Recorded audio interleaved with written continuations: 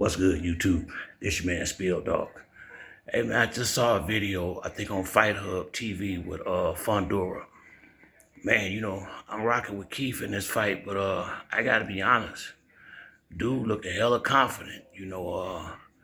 Fundora, Fundora been getting better and better each fight, and he really didn't cherry pick his way up here. I mean, he been fighting Erickson Lubin. I think the guy that knocked him out, I think his name was Mendoza. Zoo twice, destroyed him. The man been taking good fights and winning.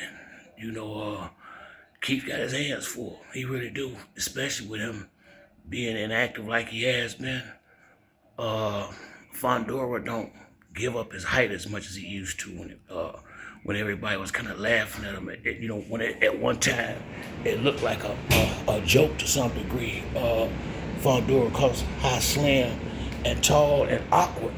He seemed to be, and he was a lot easier to hit 3 or 4 years ago when he first started really coming on the scene. But he, he's starting to, control distance better with his jab. He not giving up his height as much. He do like to fight on the inside, and that could be the Keith's advantage, but he got to be real cautious of them tricky uppercuts. Fundora and Bud, they both remind me of each other with that right uppercut. You can't see it, but by the time you see it coming, it's up under your chin. So Keith's gonna have to really use his feet and legs in this fight, and that's one of Keith Thurman's strong suits, his footwork and his ability to move in the ring. So I think that's gonna help him out a lot in this fight. I think this is a fight more than ever. He can't, Dan Birmingham is a great trainer, but he truly got to be Ben Getty, the Ben Getty Keith Thurman, to have a chance in this fight, which means, but with the movement and stuff that Dan Birmingham seemed to have brought to the table, I think he need to be getting in and out.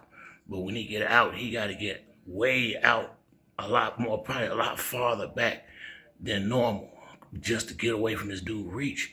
Because if he gets you hurt, that's one thing I noticed when he get guys hurt.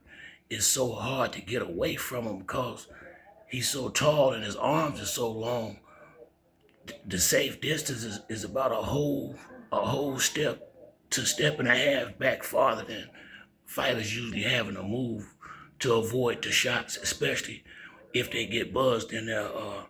So I think it's going to be real important for Keith to get off to a quick start, to get in there early and hopefully land something big on him. And if not knock him down, knock him out, just definitely get his respect fully.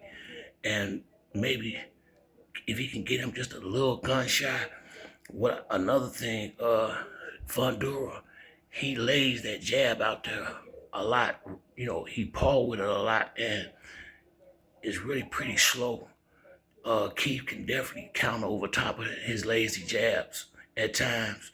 It's going, and he really got to get on that body. If I'm Keith in them early rounds, yeah, you need to get some big shots up top, but the body is going to be right there. Work it, work it. This is going to be a tough fight, but if Keith pull this off, man, that'll put him right back on top again. It really would. I don't think him and Bud will ever get a fight. I think Bud is too big for that fight now. But I think he might be able to possibly get, if he can get past Fundora, he might be able to get Boots Ennis in the ring. Or what's the other guy?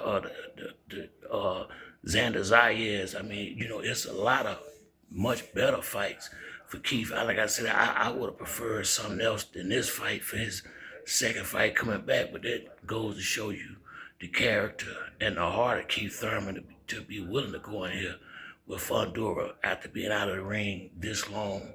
And the guy that he fought before the Brock Jarvis, no disrespect, but I don't think he in the same stratosphere as these guys. So,